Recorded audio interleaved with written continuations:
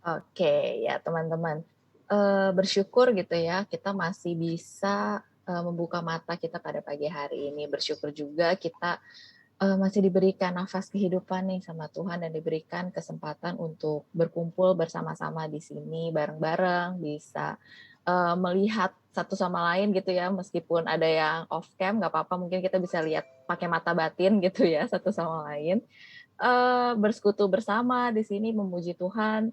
Jadi walaupun kita penuh dengan keterbatasan, teman-teman udah lebih dari 1 tahun pandemi, tapi kita masih perlu bersyukur karena di situasi ini kita masih bisa bersama-sama memuji Tuhan dan Tuhan masih bisa menyertai kita hingga saat ini.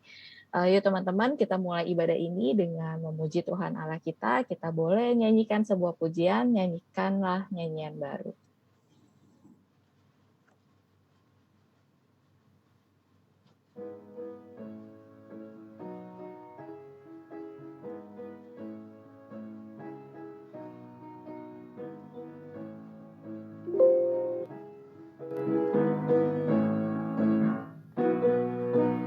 Nyanyikanlah nyanyian baru bagi Allah, pencipta cakrawala. Segala serafim kerubim pujilah Dia, besarkanlah namanya.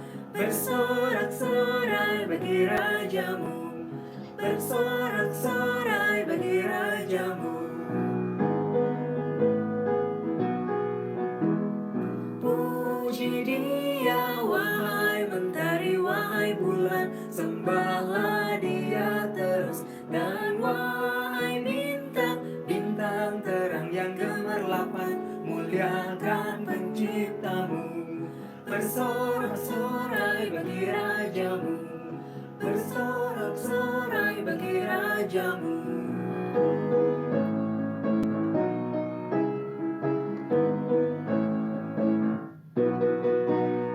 Nyanyikanlah nyanyian baru bagi Allah, semua ciptaannya, semesta alam. Pujilah Tuhan yang di sorga, nyanyikan haleluya. Bersorak-sorai bagi rajamu, bersorak-sorai bagi rajamu.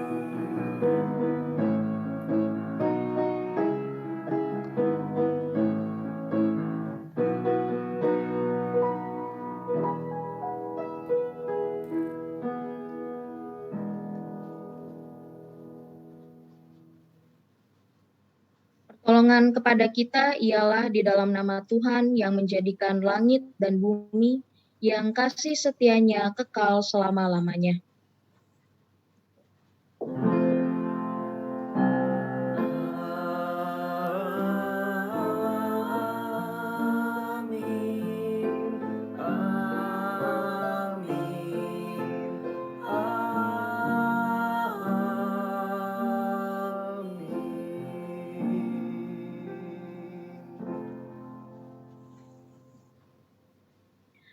Kasih karunia dan damai sejahtera dari Allah menyertai saudara. Dan menyertai saudara juga. Ya, teman-teman, tema ibadah kita hari ini, mungkin kalau udah pada baca juga gitu ya di depan atau di grup, tidak mencari keuntungan sendiri, yang akan dibawakan oleh Kak Desi Rosalin. Nats pembuka kita hari ini terambil dari 1 Korintus 10 ayat yang ke-24. Jangan seorang pun yang mencari keuntungannya sendiri, tetapi hendaklah tiap-tiap orang mencari keuntungan orang lain.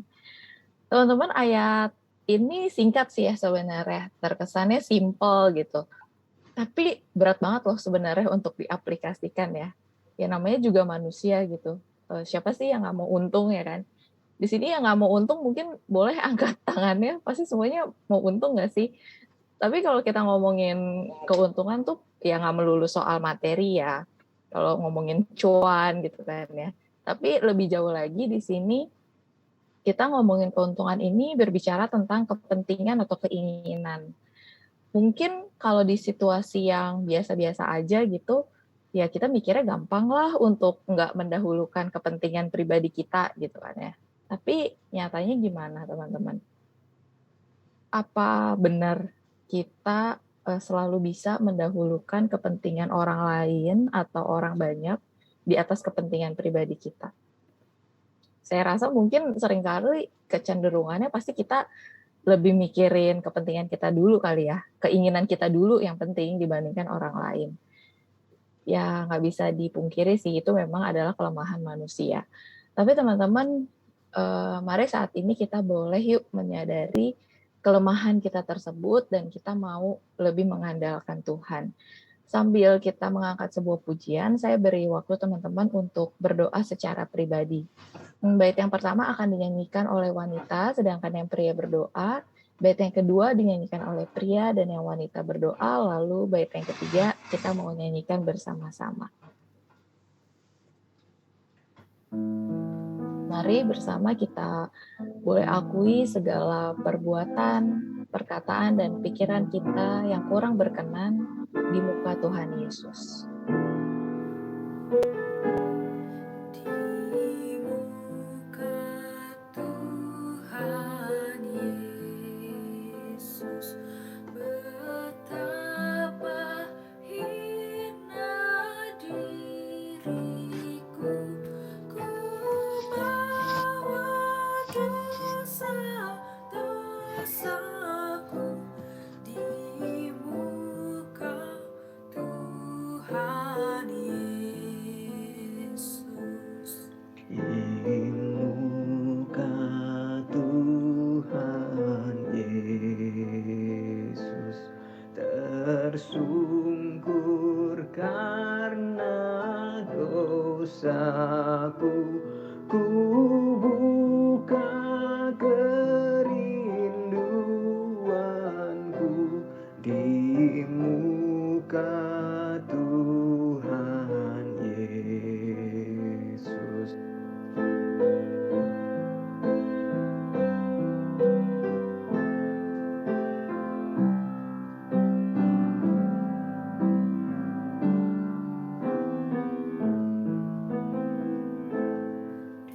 Di muka Tuhan Yesus, ku insaf akan salahku, bertobat kini hatiku di muka Tuhan Yesus.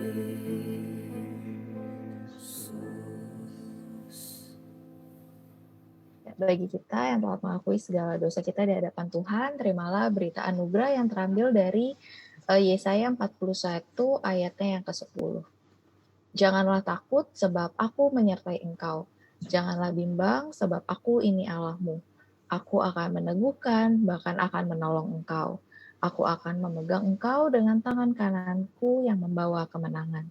Demikianlah berita anugerah dari Tuhan. Syukur kepada Allah kepada Allah Damai Kristus besertamu. dan dan beserta besertamu. Ya teman-teman, sungguh Allah kita adalah Allah yang maha pengampun dan maha baik.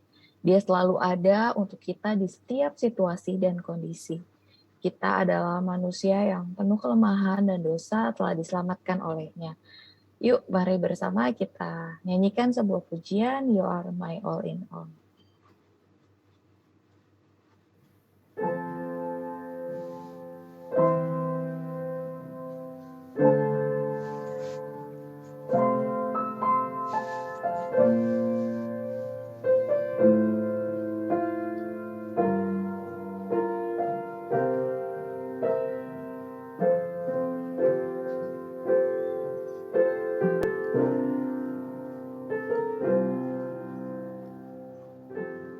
You are my strength when I am weak. You are the treasure that I seek. You are my all in all.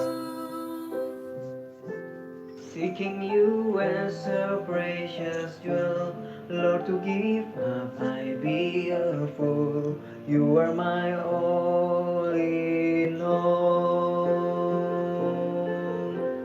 Jesus, Lamb of God.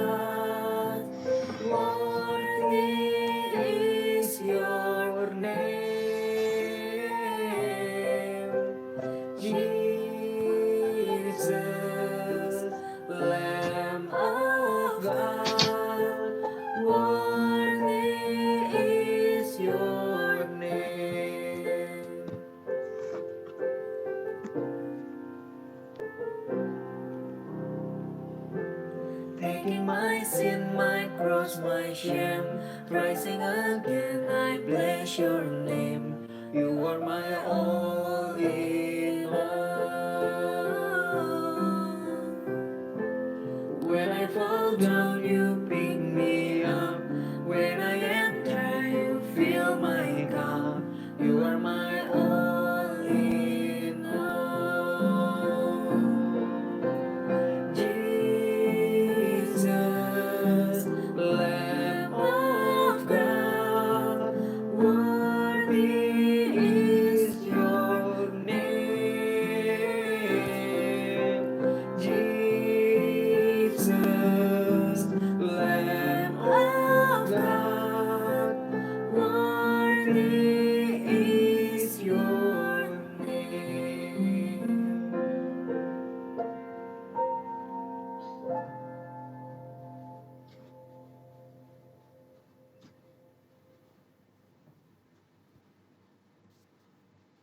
Ya, mari kita mempersiapkan hati dan pikiran kita untuk mendengarkan firman Tuhan. Mari kita berdoa.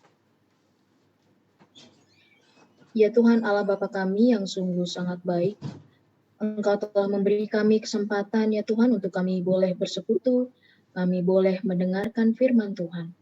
Biarlah masing-masing dari kami Tuhan, kami diizinkan untuk bisa bukan hanya menerima, tetapi kami juga diberikan hikmat untuk melakukan setiap kehendak-Mu Tuhan. Apa yang Engkau akan katakan kepada kami melalui firman-Mu. Ya Tuhan, kiranya Engkau juga melayakkan hamba-Mu yang akan menyampaikan berita tentang kebenaran firman Tuhan. Ya Tuhan, kepadamu kami sungguh berserah. Di dalam nama Tuhan Yesus, kami berdoa. Amin.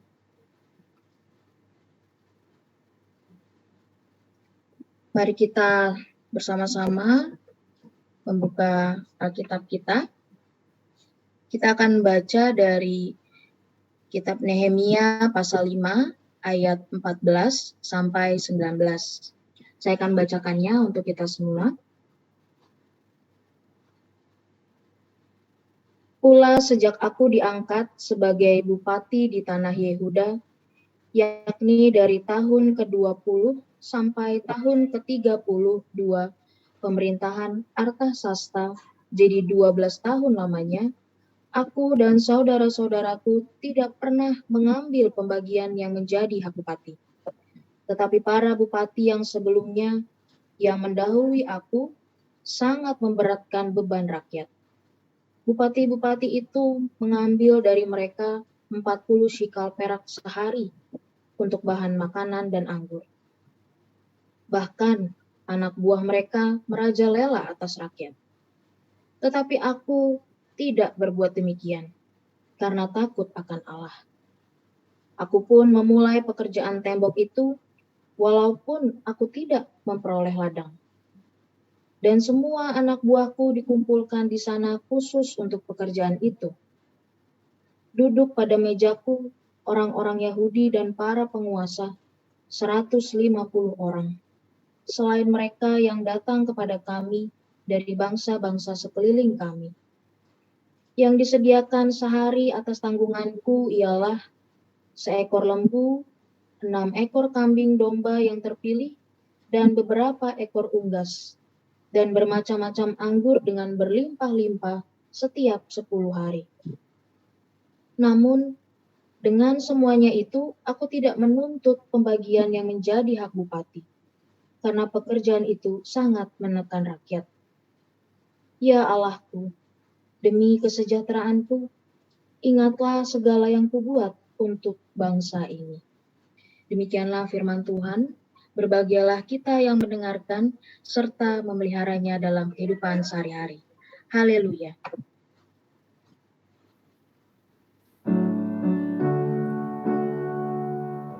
Haleluya, haleluya, haleluya.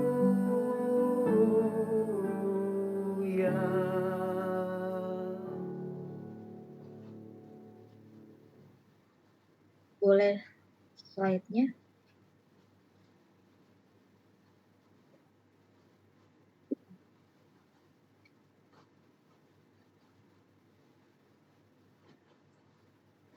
yang paling awal ya.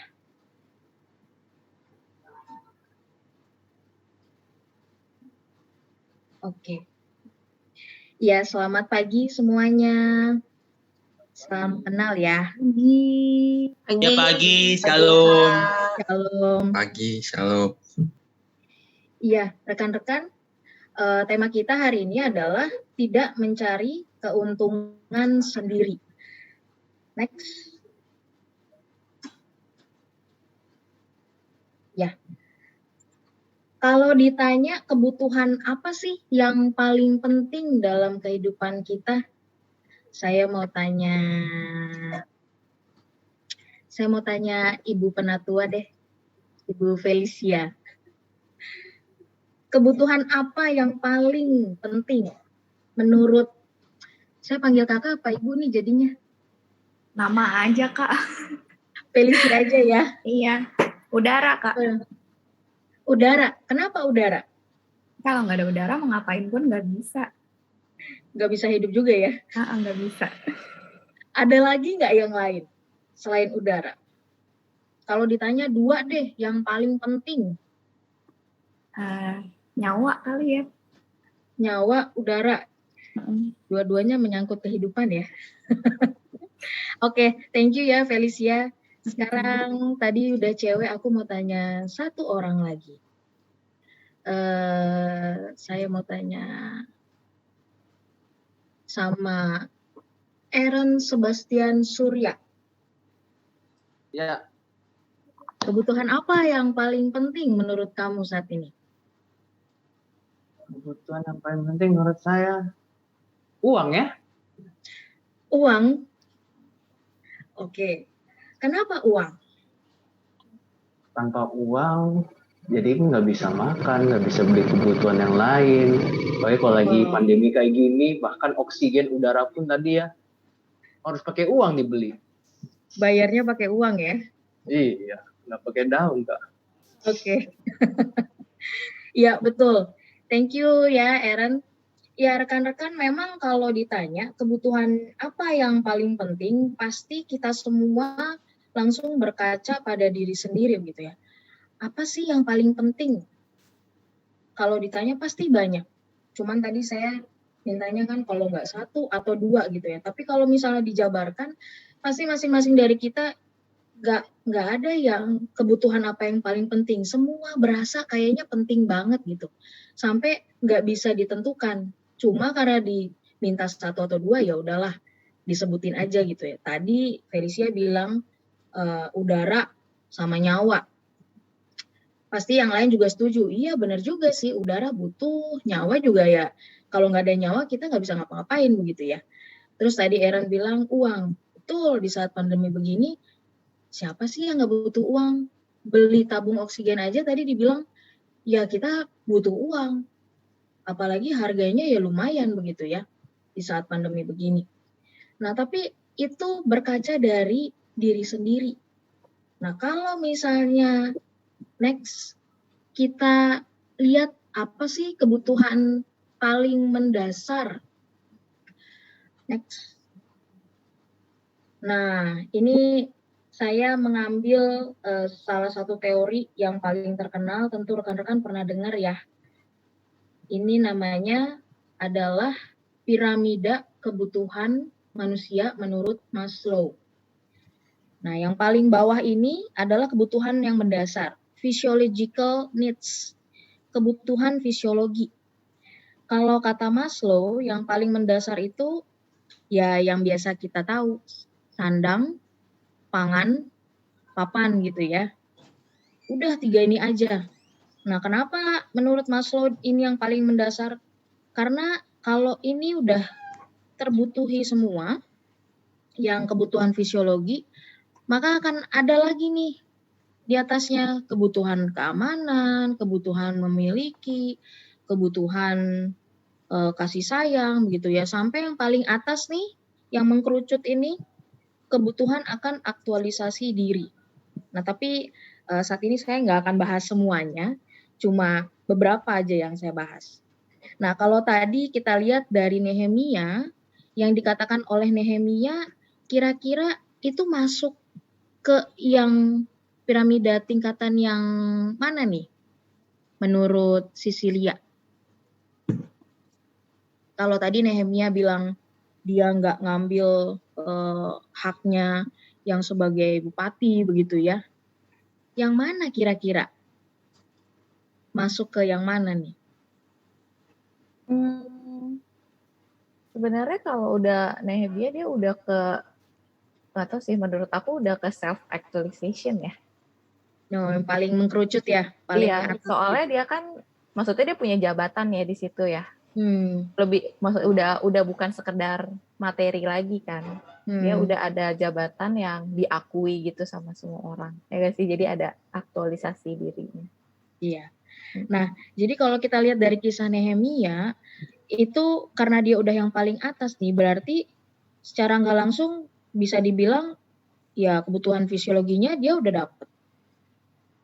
Sebagai bupati nggak mungkin dia nggak bisa makan, nggak mungkin dia nggak punya rumah buat tinggal, nggak mungkin dia nggak punya baju begitu ya.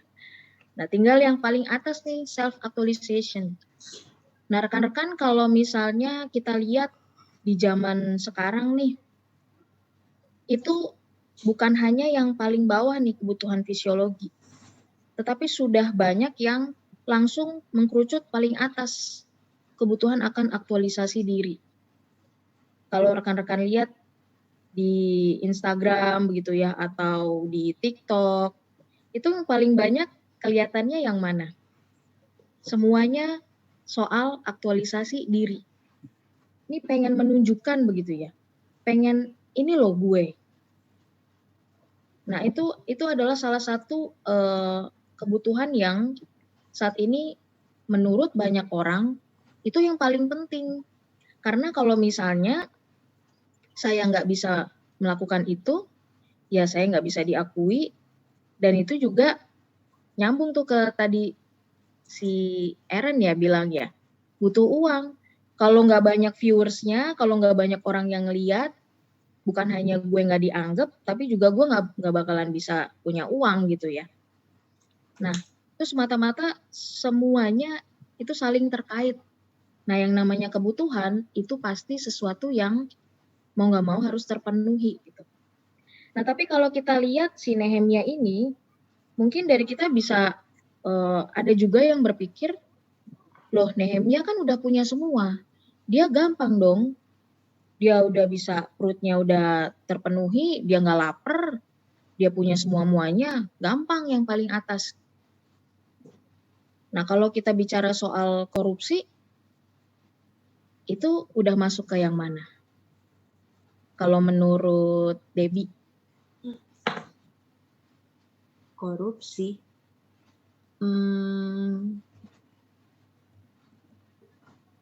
Kayaknya bisa yang pertama juga sih ya, kalau menurut aku. Yang fisiologi ya? Sorry, yang paling atas. Yang kebutuhan aktualisasi diri ya? Kalau menurut aku. Iya, betul. Nah, kita kalau misalnya lihat orang ada yang korupsi, sebel nggak? Pasti kita sebel gitu ya. Kok lu mentingin diri sendiri sih? Ngambil duit, ngambil sesuatu yang bukan hak lu gitu. Kalau Nehemia ini kan berbicara tentang sosok seorang tokoh begitu ya. Dia tuh bupati, dia pemimpin. Nah, kalau yang sebelum-sebelumnya, Nehemia juga udah ngomong. Kalau sebelum-sebelumnya, pemimpin sebelumnya ya bupati sebelumnya yang ngambil. Bahkan sampai 40 sikal. Bukan hanya pemimpinnya aja, tapi pekerja-pekerjanya juga ngambil gitu.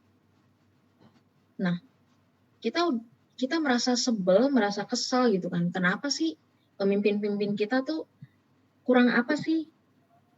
Kok mereka bisa tega-teganya begitu ya? Ngambil uang rakyat. Kita sebel gitu. Nah, tapi ternyata itu juga merupakan satu kebutuhan dari mereka tentang yang paling atas nih, mengkerucut aktualisasi diri. Bahwa ini loh, saya punya jabatan, saya punya sesuatu, ya saya pakai itu untuk ngambil. Saya nggak bakalan mikirin orang lain. Ngapain dipikirin? Kalau misalnya semua orang kayak Nehemia, jadinya gimana rekan-rekan? Aman sentosa nggak negara kita? pasti aman sentosa, sejahtera. Kayak yang Nehemia bilang nih, semuanya rata. Mau pemimpin, bahkan pekerja-pekerja dia juga, ya boleh dipakai buat bekerja. Sejahtera pasti, nggak akan ada yang namanya kekurangan. Tapi itu adalah sesuatu yang sangat ideal gitu ya. Nah ini contoh Nehemia bahwa dia bukan hanya seorang pemimpin, tapi kita lihat pribadinya yang memang begitu. Bukan hanya berpusat kepada dirinya sendiri. Bahkan di ayat yang pertama, ayat 14, saya akan bacakan kembali. Pula sejak aku diangkat sebagai bupati di tanah Yehuda, yakni dari tahun ke-20 sampai tahun ke-32, pemerintahan Artasasta jadi 12 tahun lamanya, aku dan saudara-saudaraku tidak pernah mengambil pembagian yang menjadi hak bupati. Dia nggak berpusat pada diri sendiri. Karena dia tahu bahwa ketika dia diangkat menjadi seorang pemimpin, yang harus dia perhatikan adalah orang lain. Nah, bagaimana dengan kita? Apakah ketika kita berada di kantor, berada di keluarga kita, yang bersaudara, kalau yang tunggal mungkin ya aktualisasi dirinya atau bagaimana dia memperhatikan kebutuhannya adalah dia memperhatikan keluarganya, orang tuanya. Tapi bagaimana ketika kita memperhatikan kebutuhan nih sebelah kita yang terdekat nih, kakak kita, adik kita, orang tua kita, atau mungkin yang sudah berkeluarga, bagaimana memenuhi kebutuhan pasangan. Jadi bukan hanya berpusat kepada diri sendiri, tetapi lihat orang lain itu butuh apa sih. Gitu. Ini hanya contoh piramida kebutuhan. Kita juga bisa lihat nih, oh iya ya, ternyata bukan hanya saya nih yang butuh kebutuhan fisiologi sampai yang teratas kebutuhan aktualisasi diri, tapi orang lain pun punya kebutuhan itu. Nah, kalau misalnya kita lihat aktualisasi orang pada saat ini, ya kita bisa bilang, ini orang kenapa sih kayak begini? Kalau sebutan orang lain nyinyir gitu ya. Ngapain sih dia begini, ngapain sih dia begitu? Selalu ada pendapat-pendapat. Tetapi ternyata di balik itu semua, ya memang dia punya kebutuhan untuk aktualisasi diri. Next. Nah, ini pemicunya apa sih dari semua kebutuhan itu? Ada yang tahu nggak? Saya mau tanya sama Fani Dijaya ya. Apa sih pemicu kita harus memenuhi kebutuhan itu? Pemicu ya. Sebenarnya kalau menurutku sih ada dua sih Kak. Bisa memang kita sebagai manusia pasti hidup hadir dengan kebutuhan itu gitu. Kayak dari bayi kan pasti punya kebutuhan buat disayang. Kayak itu memang sudah naturnya untuk dia membutuhkan kasih sayang. Begitupun juga dengan makan. Nah, tapi dengan seiring berjalannya waktu, kita bertumbuh, punya usia, nah kita mulai kenal sama kehidupan di luar, gak cuma kita doang. Nah, di situ kita juga melihat ada kebutuhan orang lain juga nih, yang mungkin kita harus bisa memenuhi itu, atau mereka yang juga yang memenuhi kebutuhannya kita gitu. Dan di situ ya mungkin kalau yang dari ceritanya ya bagaimana kita bisa punya peran untuk melakukan sesuatu sebagai aktualisasi diri, tapi buat orang lain pun juga mereka kebutuhannya terpenuhi. Jadi kalau menurutku sih dari dua itu sih Kak pemicunya. Ada sesuatu yang di luar yang membuat kita juga harus memenuhi kebutuhan. Kalau contoh kayak kita kerja kan, kita butuh untuk dihargai, diapresiasi. Berarti kan kita harus adaptasi sama lingkungan kerja kita, sama teman-teman kita. Kita harus tahu mereka itu seperti apa, biar kita ngeliatnya juga enak. Kalau aku sih begitu sih Kak menurut aku.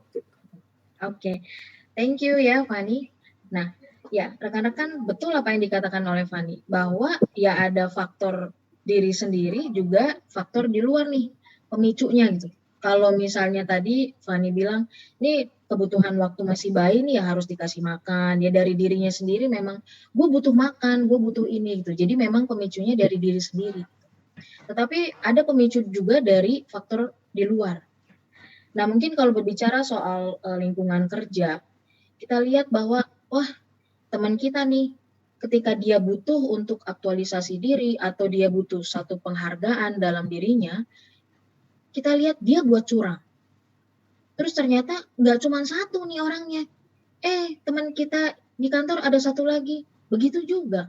Sampai akhirnya kita terpicu untuk ya udah deh, biar gue dapat penghargaan atas kerjaan gue juga berbuat curang. Ngapain gue mikirin orang lain, sedangkan gue juga butuh untuk dihargai. Dan pemicunya untuk kita melakukan hal-hal yang tidak baik begitu, yang nggak mentingin kepentingan orang lain, ya udah pemicunya ya tadi dari luar, kita lihat sekeliling gitu. Dia begitu, si A, si B begitu, ya udah kita pun begitu. Nah, bukan hanya di lingkungan kerja, tetapi juga bisa juga di lingkungan keluarga. Kita dipicu untuk, wah, saya ini mesti begini. Kamu harus lebih baik, kamu harus begini, harus begitu. Nah, pemicunya juga bisa dari kerabat kita sendiri begitu ya. Kita lihat, wah si ini udah berhasil ya, wah si ini berhasil ya, wah terpicu. Saya harus juga bisa sama kayak dia.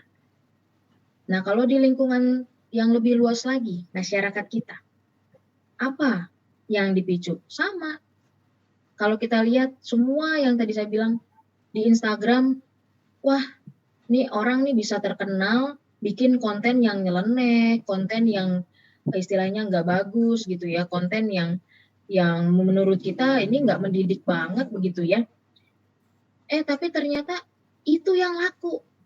Ya udah deh, saya nggak peduli mau konten saya itu nyinggung orang, mau konten saya itu bikin orang lain nggak senang begitu. Saya nggak peduli, yang penting rating saya naik.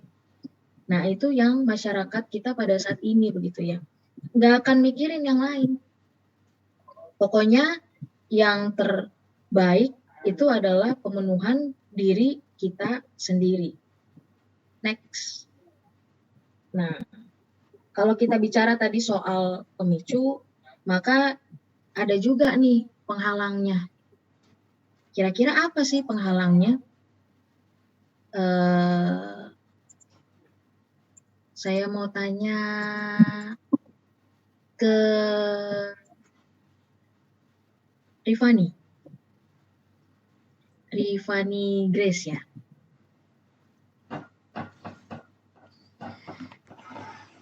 Oh, ternyata Rifani sangat pemalu. Jadi saya Mungkin yang mana aja yang lain. Oke, saya tanya Samuel deh. Ya, Kak. Nah, oke. Samuel, menurut Samuel nih penghalang untuk kita bisa lebih aware sama kebutuhan orang lain atau misalnya kepentingan orang lain itu apa? Penghalang ya, apa ya? Ada godaan nih, Kak. Godaan dari teman. Oh, godaan dari teman berarti lebih ke eksternal gitu ya? Iya. Oke. Thank you. Thank you, Sama-sama, Samuel. Kak.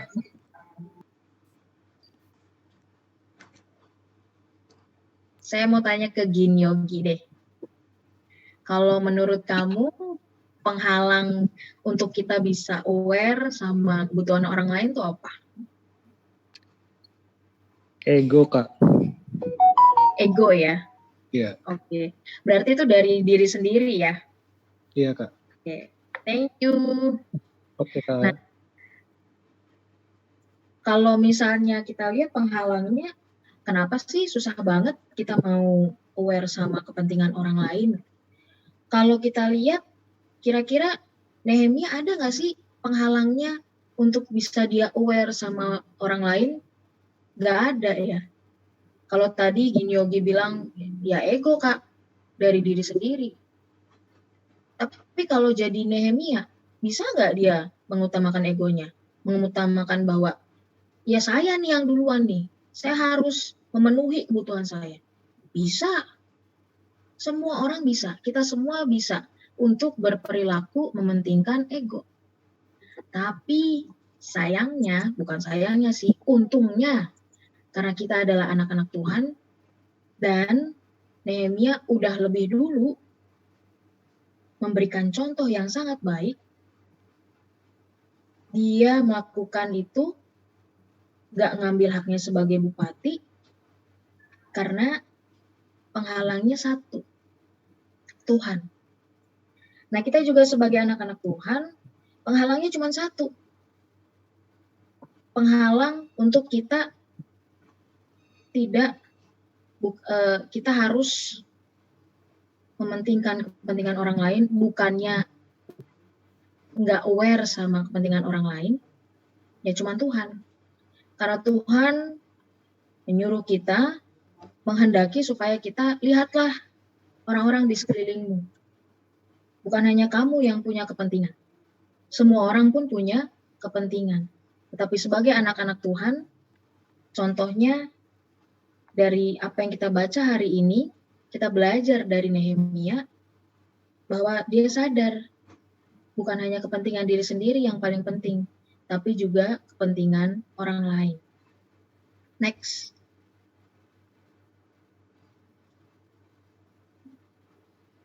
Nah, nih rekan-rekan, ada kata what, when, why, how gitu ya. Ini pertanyaan-pertanyaan yang sangat banyak. Bahwa memang gimana sih caranya, apa sih yang harus kita lakukan? Kita kembali lagi ke sosok Nehemia.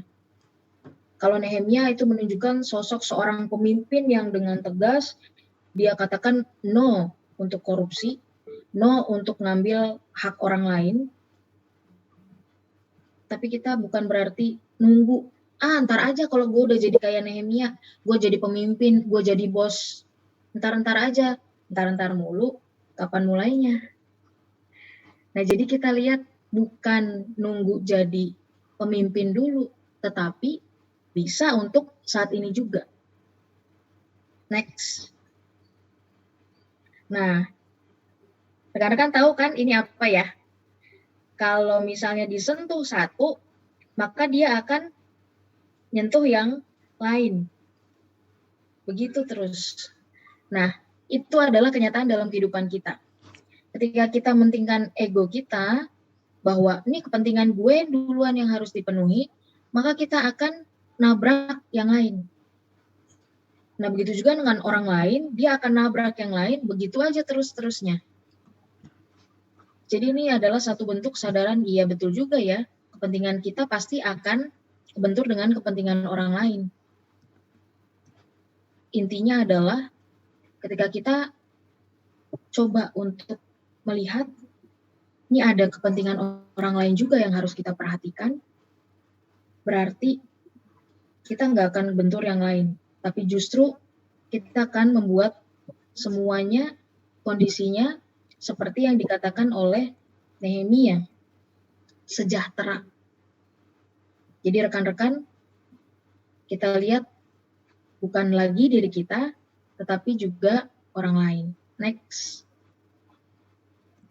Nah, semua yang dilakukan oleh Nehemia, dia selalu memusatkan Tuhan dalam hidupnya. Kalau bukan karena Tuhan, dia tentu tidak akan menjadi pribadi yang mementingkan kepentingan orang lain. Kalau bukan karena Tuhan, dia pasti jadi pribadi, bisa aja pribadi yang egois. Oleh karena itu kita sebagai anak-anak Tuhan, kalau kita benar-benar memohon pimpinan Tuhan, maka pasti kita akan melihat bahwa kebutuhan orang lain pun harus kita perhatikan. Jangan pernah takut bahwa kita akan kekurangan. Ingat, bukan hanya kebutuhan fisik yang kita perhatikan, tetapi juga ada kebutuhan lain. Dan kita sebagai anak-anak Tuhan percaya bahwa Tuhan kita pasti akan memenuhi, memelihara kehidupan kita. Jangan takut untuk mulai melihat dan mementingkan kebutuhan orang lain, bukan hanya diri sendiri. Kiranya Tuhan menolong kita semua. Amin.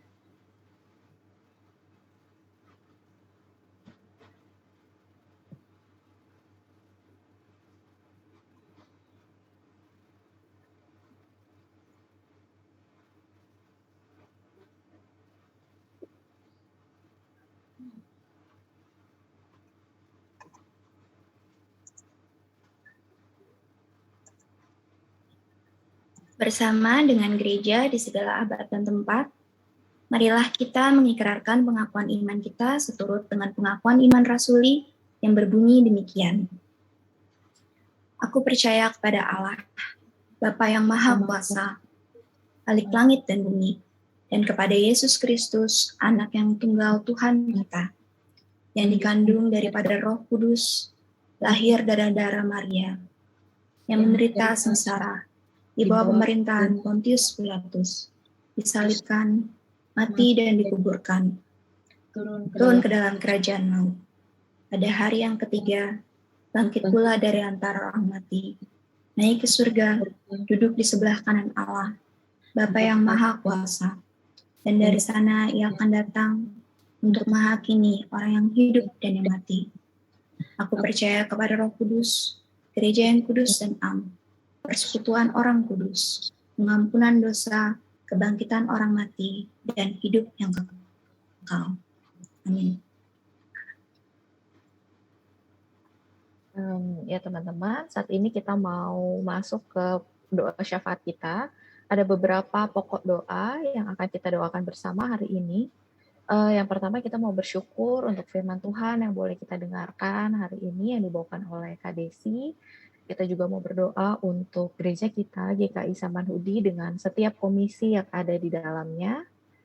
Kemudian kita juga mau berdoa untuk bangsa dan negara kita, Indonesia, baik dari segala polemik yang boleh terjadi, dari masalah politik, ekonomi, sosial, pandemi yang masih terus kita rasakan, maupun sekarang juga cuaca ya yang sedang pergantian musim nih, pergantian cuaca. Kita juga mau berdoa untuk setiap pergumulan kita yang ada di sini. Lalu kita juga tak lupa mau berdoa untuk teman-teman kita yang ulang tahun dalam minggu ini. Ada Gaby, Julia, dan juga Jedidiah. Doa syafaat ini akan dibawakan oleh Kak Desi. Silakan Kak. Oke. Mari kita berdoa.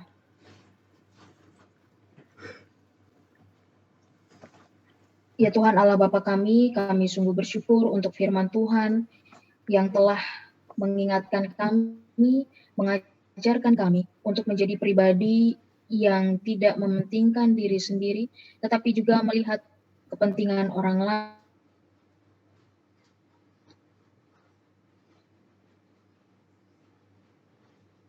lain, sehingga kami namamu saja yang kami permuliakan dalam kehidupan kami sehari-hari.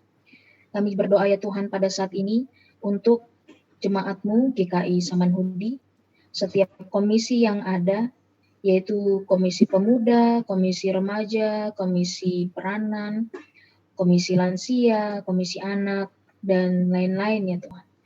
Kami bersyukur bahwa setiap komisi, setiap pengurus yang ada, bahkan juga setiap majelis dan juga setiap hamba-Mu yang boleh melayani-Mu di jemaat-Mu GKI Samanhudi, berikanlah mereka semua ya Tuhan, hikmat, kebijaksanaan, dan juga kesatuan hati, agar setiap pelayanan yang dilakukan itu hanyalah untuk kemuliaan nama-Mu Tuhan. Kiranya ya Tuhan, setiap pelayanan tersebut boleh menjadi berkat bagi umat-Mu dan juga bagi setiap orang di sekitar umat-Mu. Kami juga berdoa ya Tuhan untuk bangsa dan negara kami di Indonesia. Bagaimana permasalahan politik, ekonomi, sosial, bahkan juga ya Tuhan pandemi COVID-19. Ya Tuhan, kiranya setiap pemerintah kami ini Tuhan, mereka bahu-membahu boleh menentukan apa yang terbaik. Bahkan untuk mempersiapkan di mana kondisi cuaca musim penghujan yang rawan banjir di hampir sebagian besar ya Tuhan, efek dari musim penghujan ini Tuhan, mengalami banjir yang luar biasa. Tuhan, Engkau telah menunjuk pemimpin kami, kiranya mereka ya Tuhan tahu apa yang harus mereka lakukan, supaya kondisi negara kami ini Tuhan dapat tetap terus berjalan dengan baik. Dan kiranya juga Engkau berikan hikmat kepada kami, di mana kami sebagai warga negara ya Tuhan. Kami pun sebagai anak-anak-Mu ya Tuhan, yang mengaku percaya kepadamu. Biarlah kami juga menjadi sosok yang Engkau pakai, agar kami juga menolong pemimpin kami untuk bisa mempertahankan kondisi negara kami ini dalam keadaan yang baik-baik saja. Ya Tuhan, kami juga berdoa untuk setiap rekan-rekan kami, terutama untuk pandemi ini Tuhan, setiap kehilangan ataupun setiap saudara-saudara kami Tuhan yang mengalaminya, kiranya Engkau menguatkan, dan juga untuk tim medis, kiranya Engkau juga yang memberikan mereka ya Tuhan pengetahuan, agar mereka juga tahu bagaimana menangani pandemi ini Tuhan. Kami yakin percaya Tuhan bahwa Engkau memiliki rancangan yang baik, rancangan yang indah bagi bangsa dan negara kami. Kami juga berdoa ya Tuhan untuk pergumulan setiap dari rekan-rekan pemuda ya Tuhan. Baik itu dalam hal pekerjaan, relasi, mereka yang sedang sakit, pergumulan dalam keluarga, pergumulan dalam usaha. Ya Tuhan, rekan-rekan kami ini Tuhan, mereka sedang berjuang dalam setiap pergumulan mereka. Engkau tahu Tuhan, apa yang mereka rasakan pada saat ini. Engkau tahu Tuhan, apa yang terbaik bagi diri mereka Tuhan.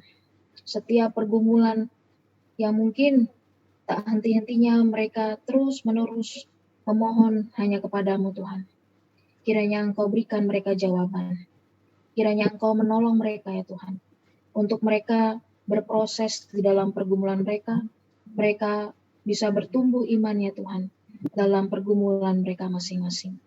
Kami yakin dan percaya Tuhan bahwa Engkau tidak akan pernah meninggalkan anak-anak-Mu Tuhan dalam setiap pergumulan mereka. Tuhan, kami juga berdoa untuk teman-teman kami yang berulang tahun, untuk Julia dan juga Jedidiah. Kami bersyukur ya Tuhan, bahwa sepanjang hidup mereka, Engkau selalu menyertai mereka, Engkau memberkati mereka. Ya Tuhan, kiranya semakin bertambahnya usia mereka. Tambahkanlah juga ya Tuhan, hikmat dalam diri mereka. Tambahkanlah juga ya Tuhan, kasih setia, agar mereka di dalam usianya ya Tuhan, di dalam setiap keseharian mereka semakin cinta Engkau Tuhan. Mereka semakin bersemangat untuk melayani-Mu dalam pelayanan di gereja, ataupun dalam pelayanan di kehidupan mereka masing-masing, yang mereka pusatkan hanya kepadamu Tuhan. Kami yakin percaya bahwa ke depannya hari-hari mereka pun tidak akan pernah lepas dari tangan-Mu Tuhan. Engkau yang akan selalu menjaga mereka. Tuhan, kiranya Engkau berkenan untuk menyertai mereka dan Engkau tunjukkan jalan bagi mereka. Ya Tuhan, keseluruhan doa syafaat kami yakin dan percaya ya Tuhan, bahwa setiap apapun yang kami minta ya Tuhan, apapun yang kami pergumulkan, Engkau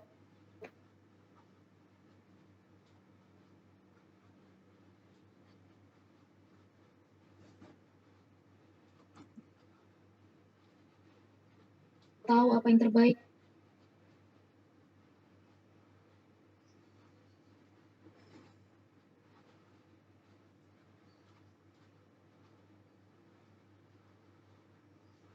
Bagi kami, Korintus pasal 8 ayat 12.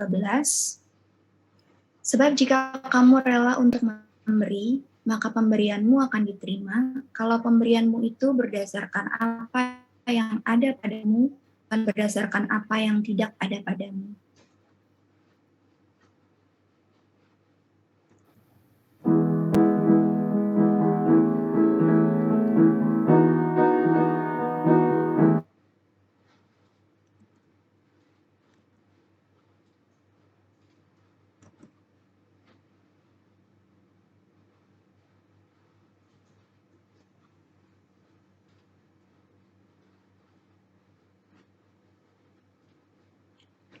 Waduh, kacau banget.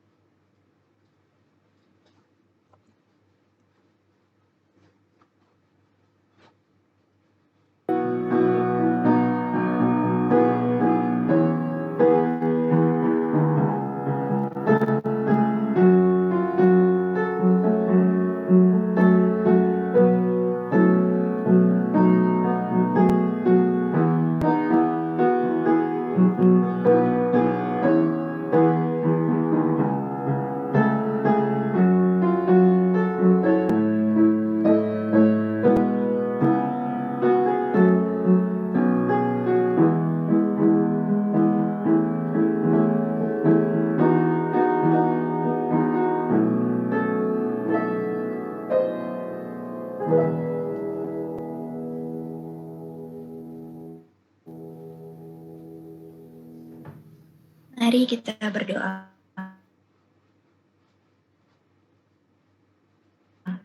Datang kami Bapa atas segala berkat yang sudah Engkau berikan kepada kami. Kalau saat ini kami boleh membawa sebagian dari apa yang Tuhan sudah berikan kepada kami, itu karena Engkau juga Tuhan. Engkau berkati dan kuduskan supaya persembahan ini dapat dikelola dengan baik dan dapat digunakan untuk kemuliaan nama-Mu. Dalam nama Tuhan Yesus Kristus, Bapa kami yang hidup, kami berdoa dan mengucap syukur. Amin.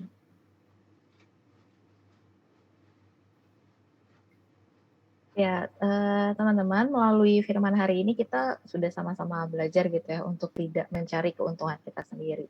Tidak berpusat dengan diri kita pribadi, keinginan kita semata, melainkan juga kita boleh mendahulukan kepentingan orang lain. Kiranya teman-teman kita semua boleh bersedia untuk dipakai oleh Tuhan, untuk memperhatikan kebutuhan orang lain. Jangan takut, Tuhan pasti akan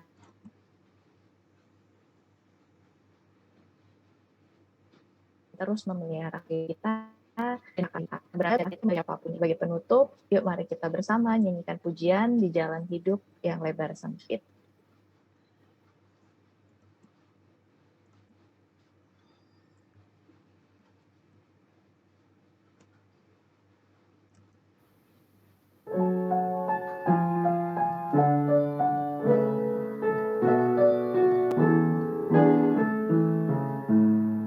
Di jalan hidup yang lebar sempit,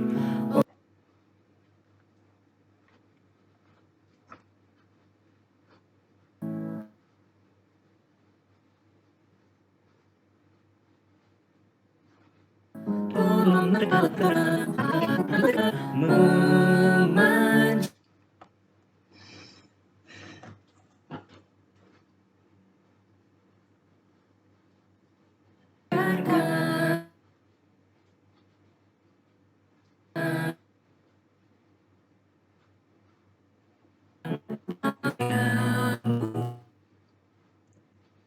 risau penat, wartakan Kristus dengan kasih-Nya, pengampunannya penuh. Orang kan datang apabila engkau menjadi saksi teguh.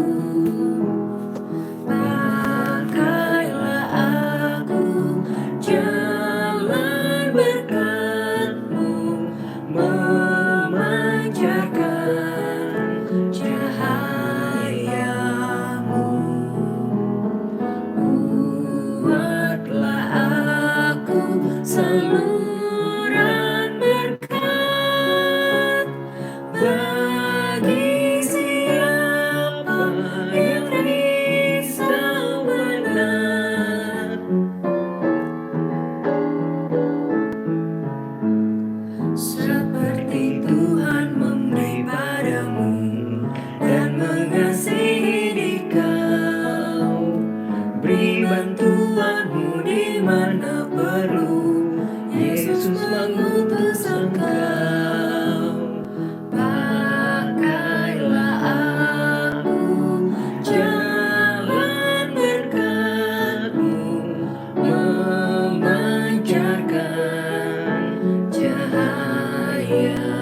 Buatlah aku saluran berkat bagi siapa yang risau panah.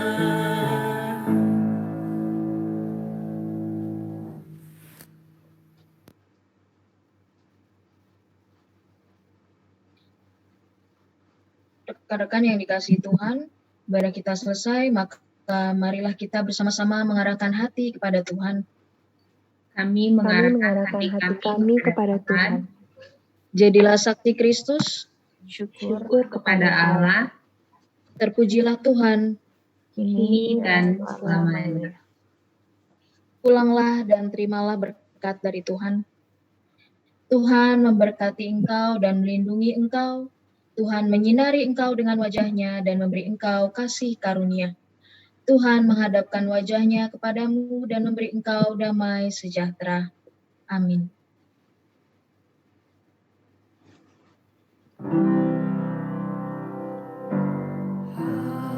Haleluya, haleluya, haleluya, haleluya, haleluya, amin,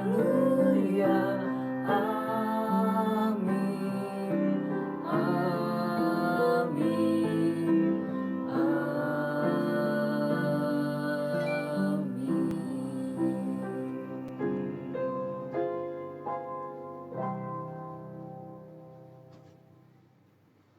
Teman-teman dipersilakan untuk bersaat teduh sejenak.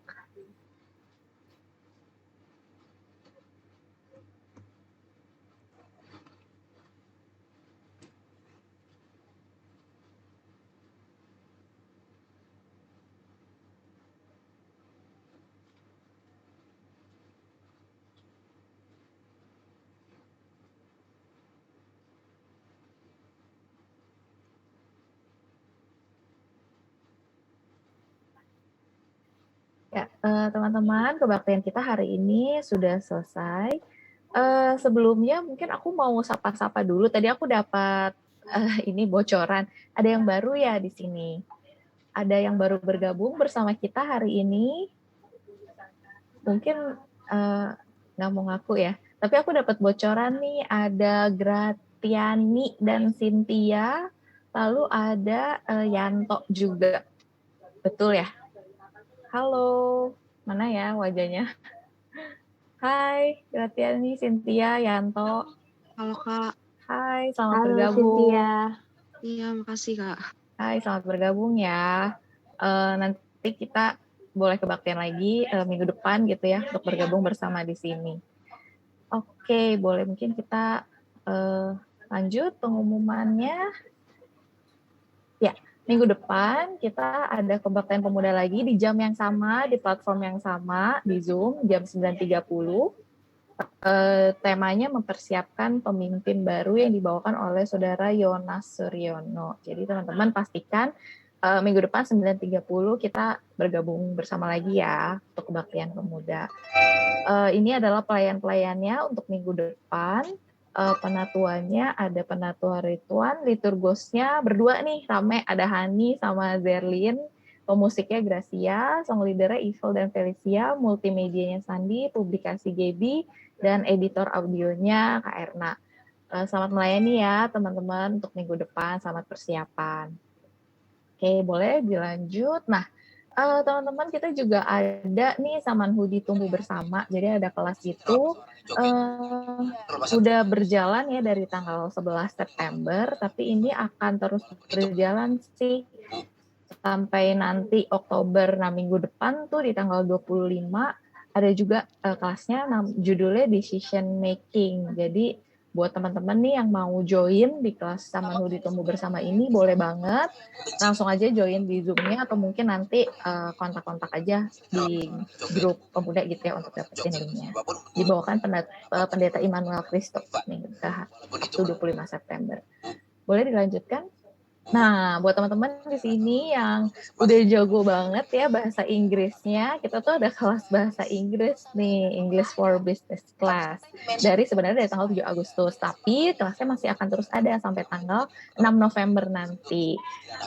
Di minggu depan juga tanggal 25, itu hari Sabtu, ada conversation class. Jadi teman-teman yang mau ngomong bahasa Inggrisnya biar lebih lancar gitu ya, nanti kita boleh sama-sama belajar di kelas ini gitu, biar siapa tahu nanti kebaktian pemuda full Inggris gitu kan ya. Semua bisa belajar bahasa Inggris. Asik di sini. Debbie mau ngomong, mungkin udah unmute tadi ngomong bahasa Inggris kali ya. Enggak ya. Iya. Teman-teman mau ngucapin terima kasih juga untuk pelayan hari ini, untuk Kak Desi atas firmannya, terima kasih untuk pelayanannya. Untuk Ibu Penatua Felicia Karta gitu ya Bu, makasih ya Bu untuk pelayanannya. Hari ini ada liturgo saya sendiri, pemusiknya juga ada Samuel Simon, soal leadernya ada Zerlin dan Kowir yang tadi suaranya luar biasa gitu ya, multimedia ada Kofito, publikasinya Gaby, editor audionya ada Trudy. Terima kasih untuk pelayanan kita semua ya untuk hari ini, semoga kita bisa melayani lagi di kemudian hari. Siapapun. Oke, nah tadi itu ada juga teman-teman yang ulang tahun. Nanti jangan lupa ya dikasih ucapan selamat ulang tahun. Yang pertama tuh ada Gaby di tanggal 17 September. Lalu ada Julia 18 September dan ada Didani di tanggal 19 September, which is hari ini tepat. Jadi jangan lupa teman-teman diucapin selamat ulang tahun. Semoga sehat selalu, panjang umur ya. Ada yang hadir mungkin di sini Gaby, Julia, nggak ada ya? Nggak ada ya? Tiga-tiganya nggak datang ya? Mungkin lagi party gitu ya, lagi merayakan ulang tahun. Oke, nanti jangan lupa di chat aja ya. Gimana sih Pak? Gue kayak gini juga tetap aja perempuan. Iya, gue terus laki-laki lah. Iya, maksudnya ada orang terdekat lo melanggar hak-haknya lo pasti. Cuma kan kadang perempuan lebih melankolis menyatukan hati kan, hati duluan. Main perasaan. Iya. Gue kayak anjing, iris banget gue. Wah itu nggak, itu dari situ gue nggak mau yang handphone beberapa hari, 3 hari. Gue nggak bakal handphone, bodo amat. Gue tahu Coki, gue kenal Coki. Mungkin dari sampai detik ini gue belum bisa begini. Gue nggak tahu kalau dia memakai narkoba selama gue berhubungan. Gue nggak tahu. Tapi manajemen tahu. Cuman gue nggak tahu. Oke, hari minggu ini kita foto dulu ya. Oke, udah semua. 1, 2, 3. Bentar, sekali lagi.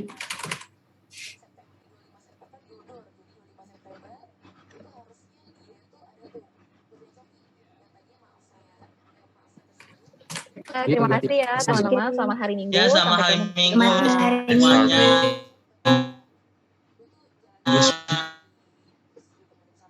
Terima kasih.